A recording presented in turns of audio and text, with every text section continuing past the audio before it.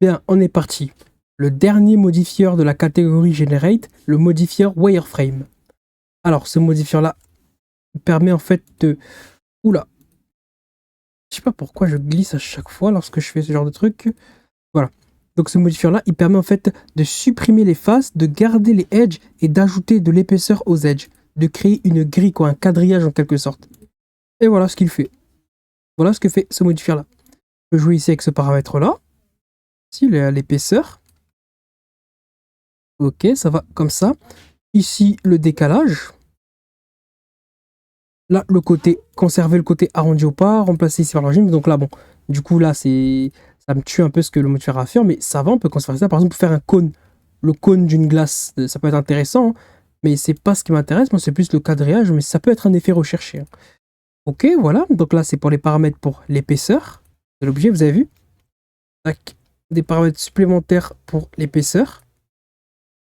Celui-ci, je sais pas qu'est-ce qui se cache derrière celui-ci, mais en fait, ce qui permet de faire, regardez, en fait, il va gonfler. Voilà, tac. Enfin, il gonfle pas, du coup, il fait l'inverse. C'est quand on le décoche que ça gonfle. Voilà.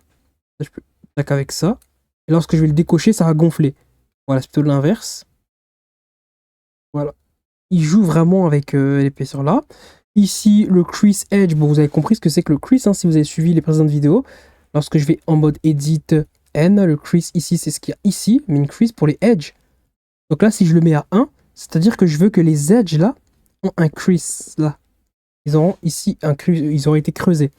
Voilà, donc je vous invite à revoir la vidéo sur le Subdivision Surface. Si vous ne savez pas c'est quoi le crease, ça c'est comme ce qu'on a vu pour le modifier Solidify, l'histoire des matériaux. Tac, tac, tac, les slots.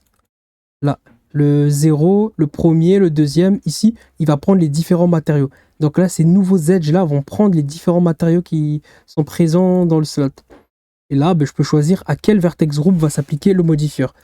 Par exemple, ici, CTRL-G, je crée un nouveau vertex group, je vais le voir. Select, ok, il est bien là. Et je vais dire ce modifieur-là s'appliquera qu'à ce vertex group-là. Ok, et là, je peux maintenant jouer avec le facteur. Ok, ou bien à 1. Voilà, ou sinon, je peux aussi inverser. Tac, voilà. Ça me permet de faire.